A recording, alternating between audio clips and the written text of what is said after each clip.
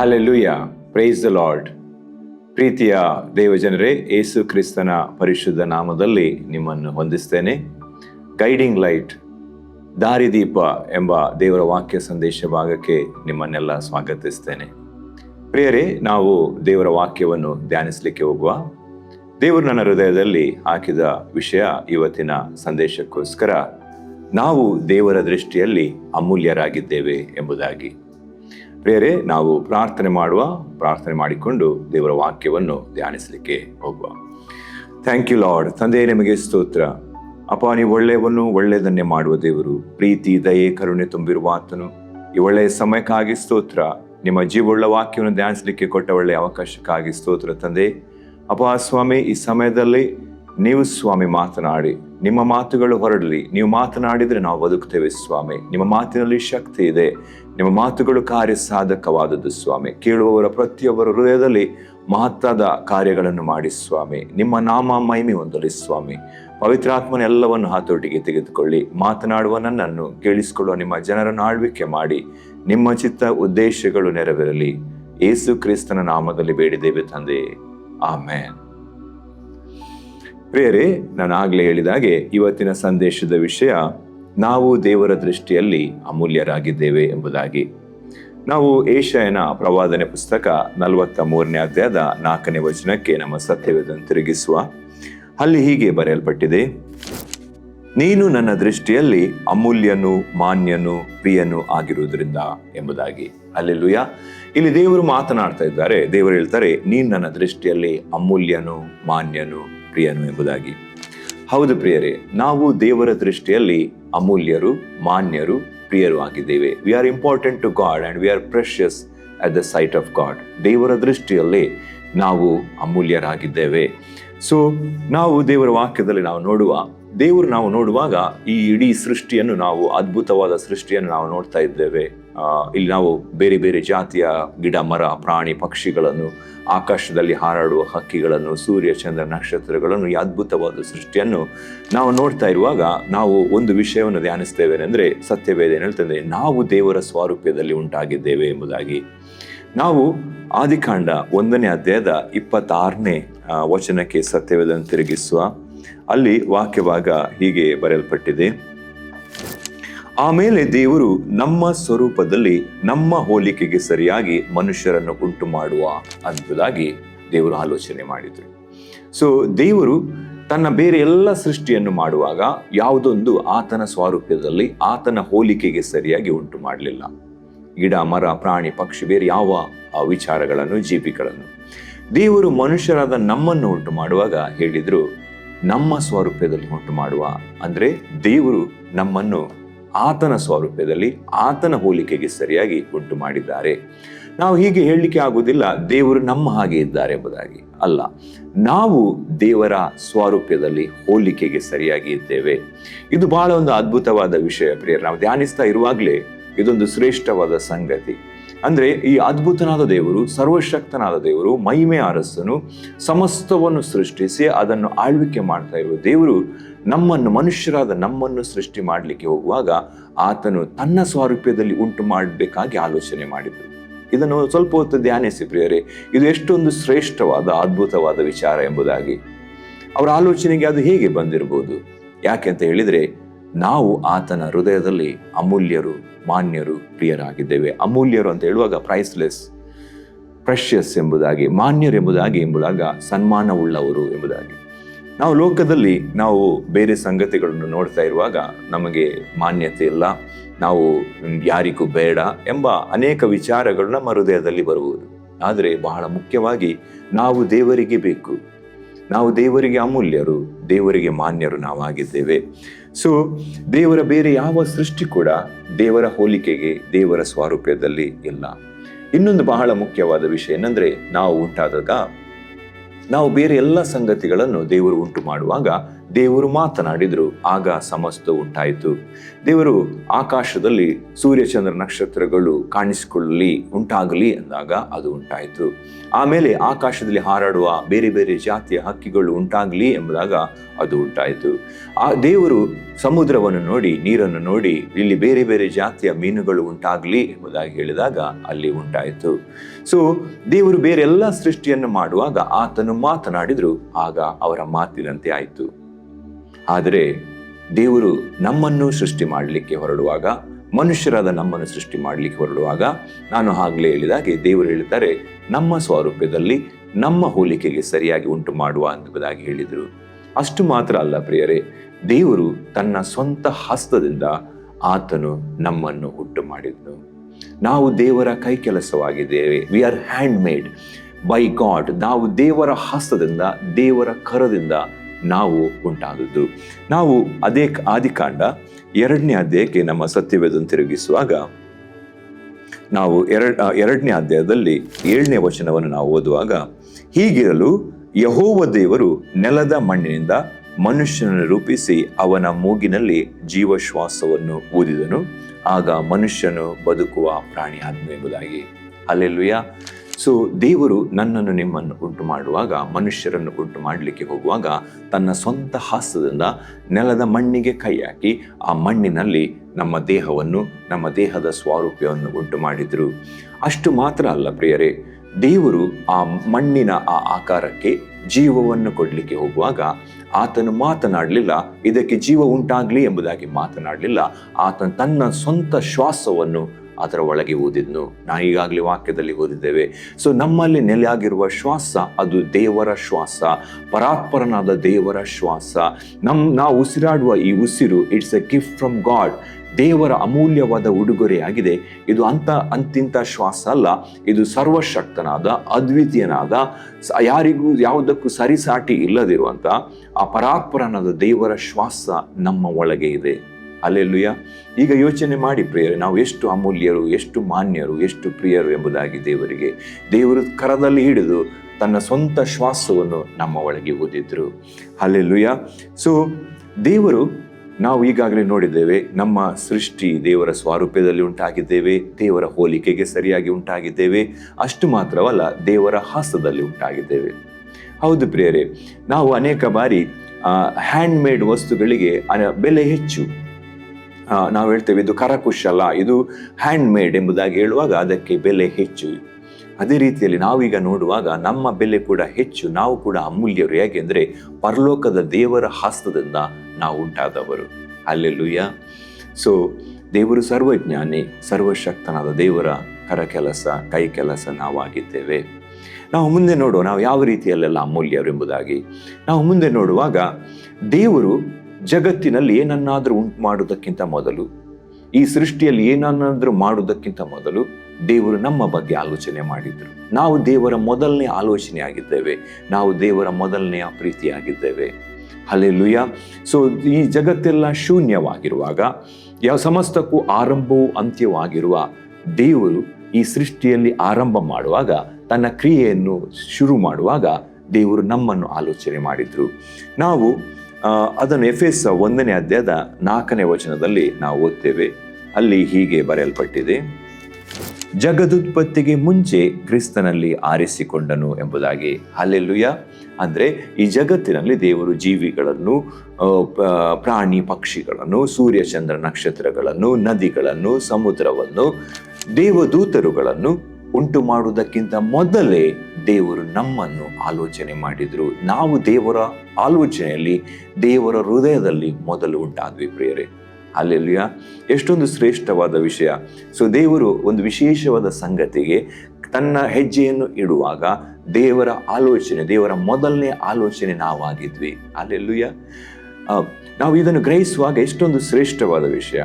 ಅಂದರೆ ಯಾವ ಥಾಟ್ ನಮಗೆ ಮೊದಲು ಬರ್ತದೆ ಅದು ಬಹಳ ಮುಖ್ಯವಾಗಿರುವಂಥದ್ದು. ಅಥವಾ ನಮ್ಮ ಜೀವಿತದಲ್ಲಿ ಯಾರು ಬಹಳ ಮುಖ್ಯವಾಗಿದ್ದರೂ ಅವರು ನಮ್ಮ ಮೊದಲನೇ ಆಲೋಚನೆ ಆಗ್ತಾರೆ.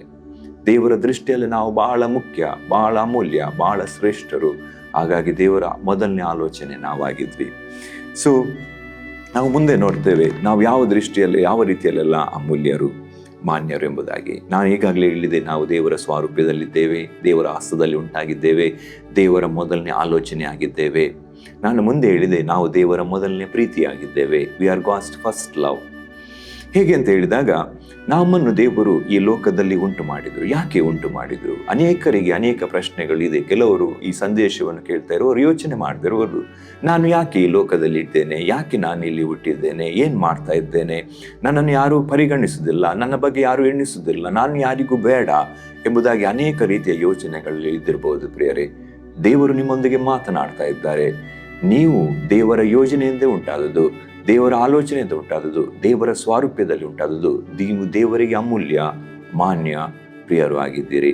ಸೊ ನಾವು ಈ ಲೋಕದಲ್ಲಿ ಯಾಕೆ ಉಂಟಾಗಿದ್ದೇವೆ ಅಂತ ಹೇಳಿದರೆ, ನಾವು ದೇವರ ಪ್ರೀತಿಯ ಸಂಕೇತವಾಗಿದ್ದೇವೆ. ಬಿಕಾಸ್ ಆಫ್ ಗಾಡ್ಸ್ ಲವ್, ದೇವರ ಪ್ರೀತಿಯಿಂದಾಗಿ ನಾವು ಉಂಟಾಗಿದ್ದೇವೆ. ದೇವರು ಆದಿಯಲ್ಲಿ, ನಾನು ಈಗಾಗಲೇ ಹೇಳಿದೆ, ಜಗದುತ್ಪತ್ತಿಗೆ ಮುಂಚೆ ದೇವರು ನಮ್ಮನ್ನು ಕ್ರಿಸ್ತನಲ್ಲಿ ಆರಿಸಿ ತೆಗೆದುಕೊಂಡಿದ್ದಾರೆ.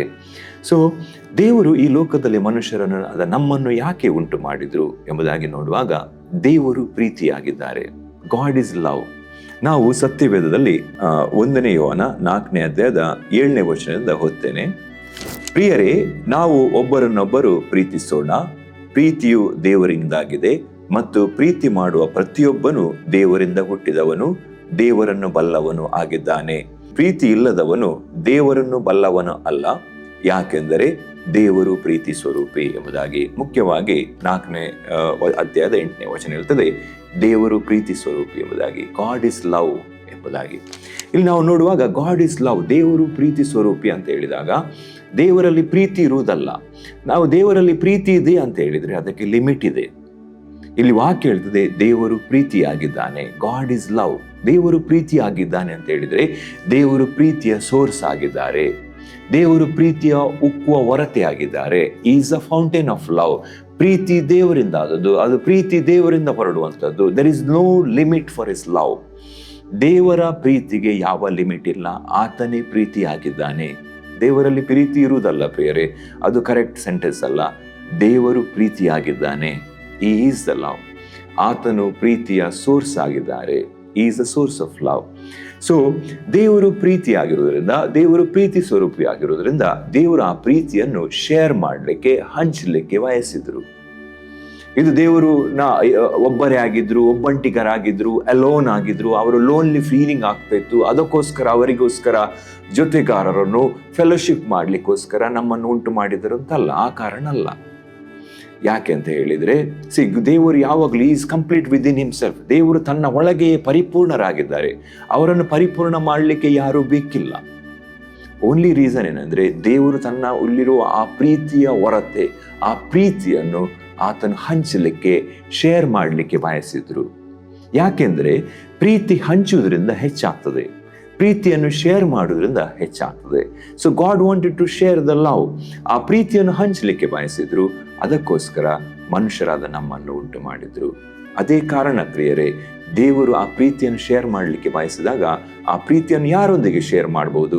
ನನ್ನ ಹಾಗೇ ಇರುವವರೊಟ್ಟಿಗೆ.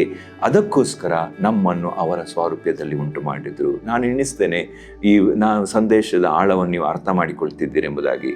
ಬೇರೆ ಯಾವ ಜೀವಿಗಳನ್ನು, ಬೇರೆ ಯಾವ ವಿಚಾರಗಳನ್ನು ಈ ಸೃಷ್ಟಿಯಲ್ಲಿ ದೇವರು ಅವರ ಸ್ವಾರೂಪ್ಯದಲ್ಲಿ ಉಂಟು ಮಾಡಲಿಲ್ಲ. ಮನುಷ್ಯರಾದ, ಮಾನವರಾದ ನಮ್ಮನ್ನು ಮಾತ್ರ ಅವರ ಸ್ವಾರೂಪ್ಯದಲ್ಲಿ ಉಂಟು ಮಾಡಿದ್ರು. Because he wanted to share the love.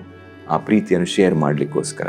So ನಾನು ಆಗಲೇ ಹೇಳಿದೆ, ನಾವು ದೇವರ ಮೊದಲನೆಯ ಪ್ರೀತಿಯಾಗಿದ್ದೇವೆ, ನಾವು ದೇವರ ಮೊದಲನೆಯ ಆಲೋಚನೆ ಆಗಿದ್ದೇವೆ. We are God's first thought and we are God's first love.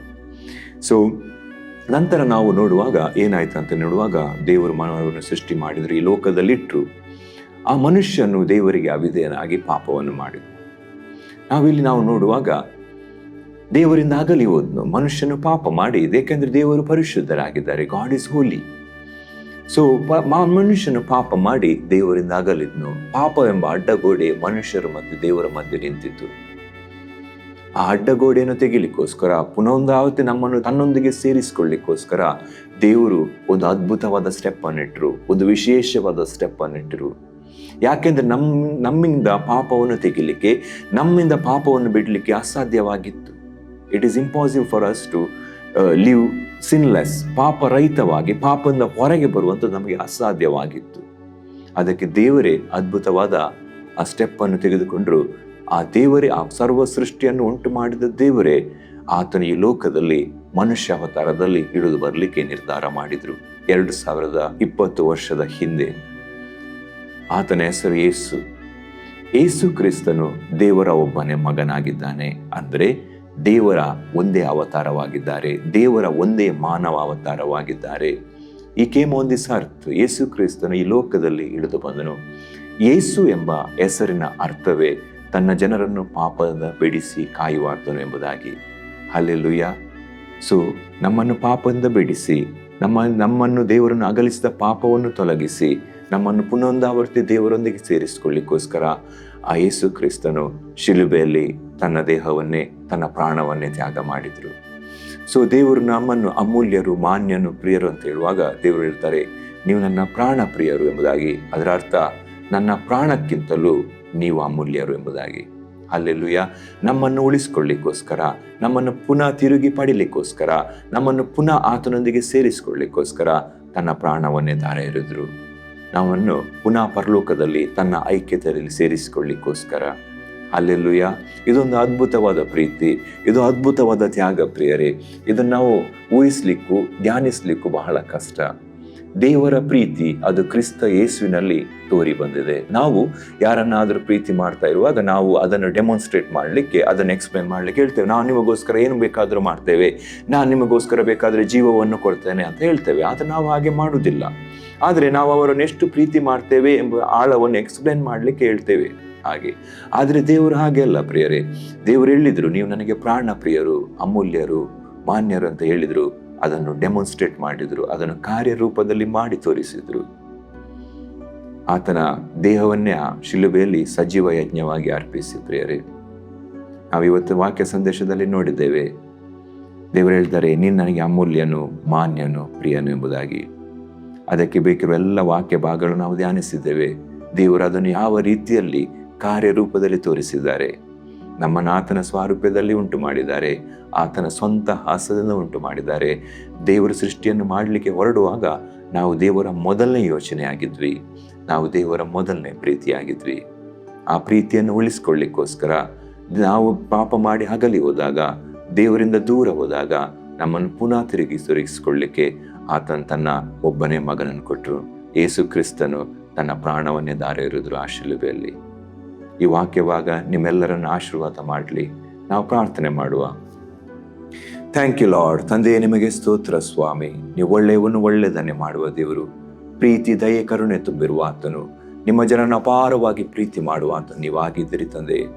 ಅಪ್ಪ, ಈ ಸಮಯದಲ್ಲಿ ಬಿತ್ತಲ್ಪಟ್ಟ ಈ ಜೀವವುಳ್ಳ ವಾಕ್ಯಗಳಿಗಾಗಿ ಸ್ತೋತ್ರ.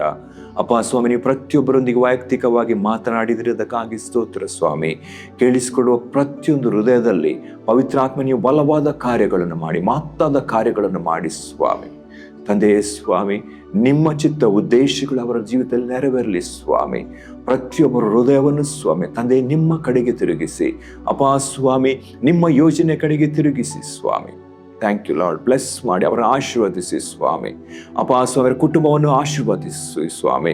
ಅಪ್ಪ ಬಲಹೀನರನ್ನು ಬಲಪಡಿಸಿ, ಅಪ್ಪ ಅನಾರೋಗ್ಯದವರಿಗೆ ಆರೋಗ್ಯ ಉಂಟಾಗಲಿ ಯೇಸು ಕ್ರಿಸ್ತನ ನಾಮದಲ್ಲಿ. ಅಪ್ಪ ಬಂಧನದಲ್ಲಿವರಿಗೆ ಬಿಡುಗಡೆ ಉಂಟಾಗಲಿ ಯೇಸು ಕ್ರಿಸ್ತನ ನಾಮದಲ್ಲಿ.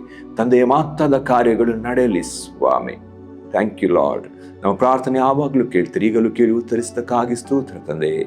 ಯೇಸು ಕ್ರಿಸ್ತನ ನಾಮದಲ್ಲಿ ಬೇಡಿ ಬಂದಿದ್ದೇವೆ. ಆಮೆನ್.